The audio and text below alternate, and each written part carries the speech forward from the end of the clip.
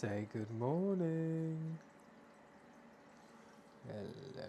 We've put collars on them because we wanted to, just in case they ever got out. Wilbus is so cute. It's the wrong way round.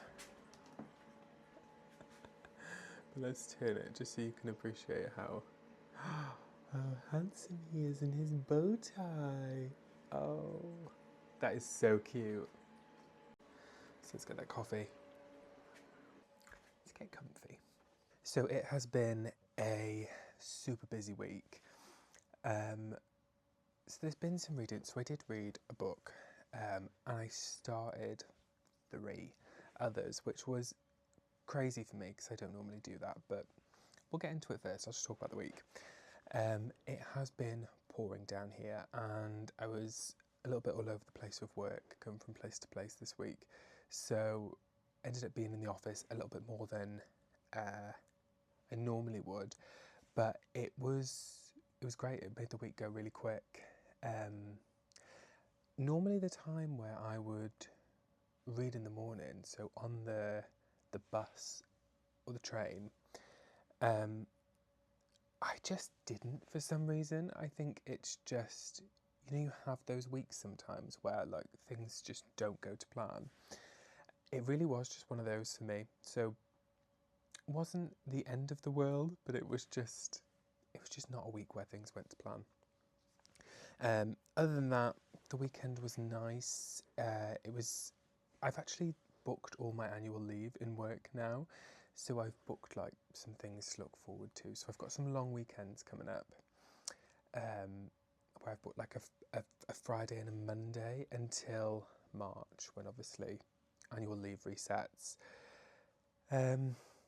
So yeah, lots of things to look forward to. So even though I'm a little bit tired at the moment, I know that I've got a long weekend coming up at the end of this month, mid-October, again November, the week off at the start of December with my mum. She's going to come down and we'll do Christmas shopping and like do Christmassy things. Welsh lessons are also going really well, and I've really been enjoying them. It's one of those things where I'll leave work for about 7 in the morning, and because it's such a long day, I was really worried about being tired in Welsh lessons, but just because it is such a nice environment, and you're like, the whole point of it is that you're chatting to each other, so you're like learning bits, you read bits, you listen to bits, and then you just go out and speak to each other and you rotate around the class like talking to each other. It makes it very feel good, and I think that's because you're sort of like slowly getting to know people, because the goal is to basically only speak Welsh in the class. So you're slowly building on like more and more vocabulary, more ways of like asking things, more questions and answers, and you're just getting to know the people that you're in the class with. So it's been really nice, and it feels very rewarding, because like that getting to know them is like proof that you're basically doing well, that it's working and you're learning. Scans for the reading. So the book I started and finished was May Archer's Hot Chicken. Now that's from the Sunday Brothers series. I love May Archer. She could write anything, and I will love it. Like, there is something about her books, something about her writing. She just does small towns so well, and I love small towns in any genre. This book was a revisit, and it was a really interesting concept, because I've not really seen this done in romance before. Maybe other authors have, but I've never seen this before. And she revisited the characters that all of the other books in the series are based on. And each chapter focuses on, well, not just each chapter, there's some, for a couple of them, it's like a couple of chapters, focuses on visiting them in their lives now, and really just sort of seeing how things are, like what issues they're having in the relationship. And then there's sort of a concept. So there's an object. I won't spoil it because it is silly and fun, and you might be able to guess from the title, that basically gets passed around, and there's some coincidental good luck that happens with that object. I don't know if you can hear the cat banging his bowl, so I may need to go sort that out very shortly. It's not time for breakfast though. It's not even 7 o'clock in the morning, and they don't get fed till 8, so we'll try and ignore that. So I really recommend. It was really enjoyable, and it was a really nice way of revisiting characters that obviously, you know, if you've read the whole series, you've put a lot of investment into, especially in the way May Archer writes, where she, you know, weaves in these stories. So even though one book will focus on one couple, there will be appearances from all of the others in the book. So yeah, I really enjoyed it. I thought it was a really interesting new thing to do.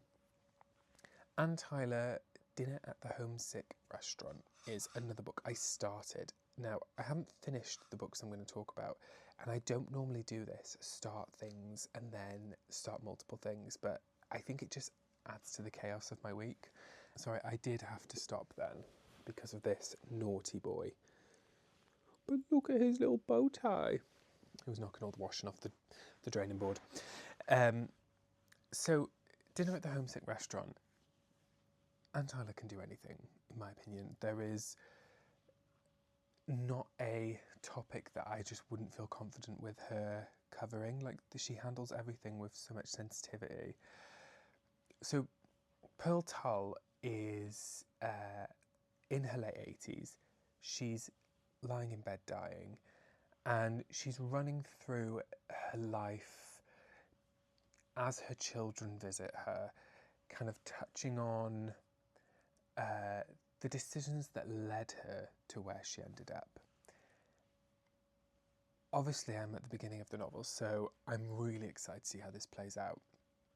I think this will probably be the one that I finish first this week, because for me, even when she's dealing with something difficult or sad or thorny, and Tyler, just, you feel so safe in her hands. You just know that you're gonna come out the other side like whole, and everything's gonna work out fine. Or maybe not work out fine, but be told in a way that is satisfactory and doesn't feel like time is wasted. I think it's just the care she has as an author. The thing that really stuck with me from what I've read so far is the sense of pride that held Pearl back. And obviously she's tough. Like, this woman, it begins in the 30s.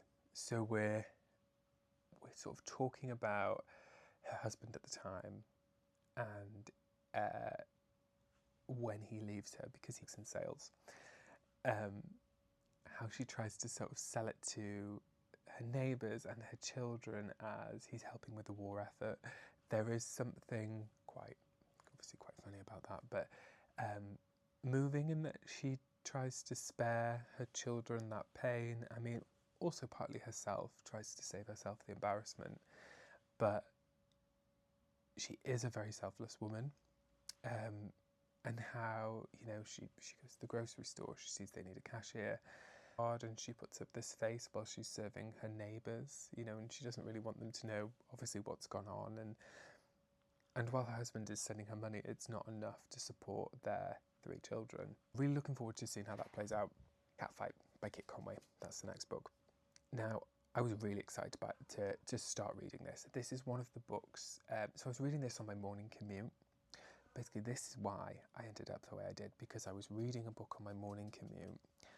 I left it in my bag, and then at night I had my Kindle by my bed. So I was reading Catfight in the morning and then reading Dinner at the Homesick Restaurant at night in bed. So, terrible decision, but I know lots of people, like, I watch people on here that will read lots of books at the same time, and it doesn't bother them, so maybe I'll become one of them. I doubt it. Catfight, Kit Conway. So this feels so far very Desperate Housewives. It's set in the UK. I think we're somewhere around Kent. We're on the outskirts of London. Well, no, we're outside of London. We're not on the outskirts. We're outside of London. And immediately you're thrown into the dynamics of the British upper middle class. And this is it's a very specific archetype, to be honest. If you've ever been to the UK, there are certain areas where people live, and certain estates and cities, and certain, places where new money, because they're not super rich, but new money upper middle class families might live, and will be brushing up against older money.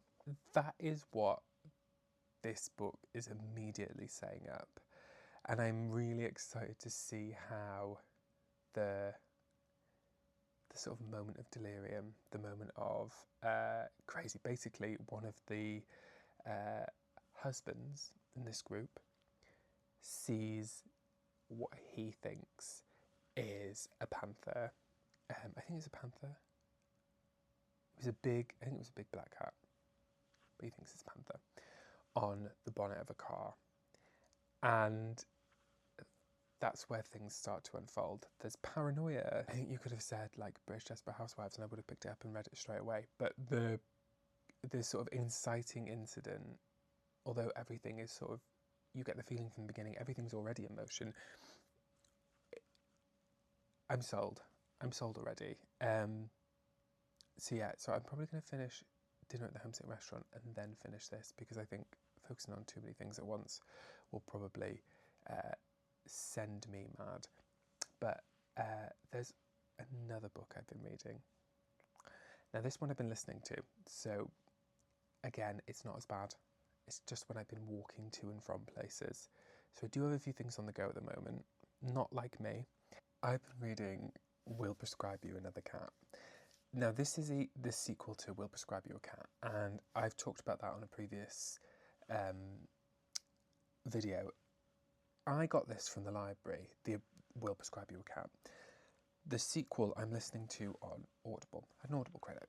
Now, this is by Syou, Ishida, and it is translated by Madison Shimoda. It's the perfect Sunday scaries book. I think that's the best way I can describe it. The premise is basically this sort of secret clinic that appears for certain people when they need it, and only in the moments they need it. And they're prescribed a cat, and from this clinic they take this cat home. They experience things with their pet that will help with their new pet, that will help them heal this issue in their life, or help them deal with this issue that they're going through in their life. And it's just gorgeous. It is the perfect comfort read. It is lovely. Someone in my work, my old job, actually told me about this, because she'd bought this to read.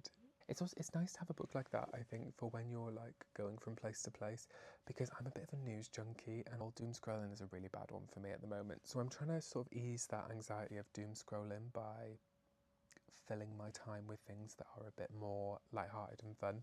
So something else I've been doing is The Artist's Way, and I'm finally on week 10. Now this has taken me way longer than 12 weeks, as you'll know if you go back to my very first video about this, where I'm probably on bloody week 10 already, or week 8 or something. But essentially lots of things came up. So Rob had his ear operation, my partner had an ear operation, now he has a hearing aid. Like, he can hear for the first time in this ear in a very, very long time, since he was quite young, which was amazing, but obviously sort of disrupted our normal routine, because you just when someone you love goes through something relatively big and exciting, that sort of is all encompassing for a bit, isn't it?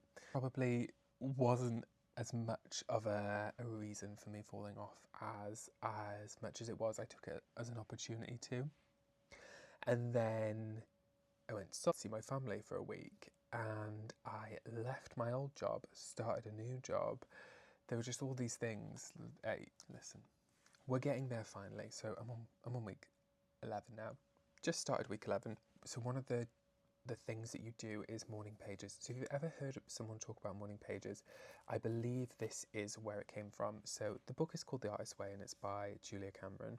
So as you go through the book, you're doing activities, you're doing these weekly tasks, and they are writing tasks. Like you're reading these essays, you're responding to them, it's asking you questions, and all the while you're doing that, you're doing these morning pages. And you're basically journaling every morning, where it's just free writing, whatever comes to your head. And a big part of it is to just prove to yourself that you can write and get something on the page no matter what. But it's also because it gives you an opportunity to see what things are coming up for you during the process, and like what are the concerns that you are thinking about the most, or that are holding you back or are blocking you. That's what Julia Cameron calls it. And I think for me, one of the big things is sort of being paralysed by fear. When you can apply this to other aspects of your life, like your career or your, you know, if you're thinking about making a big move. There's all these things. For me, fear was a huge one. So it's that like thinking about what if the next step goes wrong before you've done the current step. And that is just not practical, not helpful, and it's just not necessary. So that's, you know, something that's come up. This week, the week that's just finished, you have to read through your pages, and that was a really weird experience, because you're seeing, especially because I took longer to do it, you're really getting a glimpse into like your mental state for a very extended period. So yeah, it was strange, but also very rewarding. And to see, like, I filled a notebook, and then when I got the Remarkable tablet, I started doing my journaling on here. I am enjoying it so far. I will feel very rewarded when things are done, but it's not at all the experience that I thought it was going to be. And I don't say that negatively. It was just, it's been really interesting, and it's been a lot more inward than practical. There's practical things you do, but there's the inward stuff too, to just build your confidence and your self-esteem and reassure you that, you know, there's no right or wrong way, you just have to keep going. So yeah, so I suppose that's some of my reading for the week as well. So 4 books on the go. Enjoy your week. Comment below if you've read any of these books, what you're reading this week, what you're planning to read. If you've read anything good lately, please feel free to share it in the comments. Let me know. And yeah, tell me about your week. I hope you have a fabulous week. I hope it goes well. I hope work is delightful, or if not work, I hope reading is delightful. I always hope reading is delightful. Have a good week.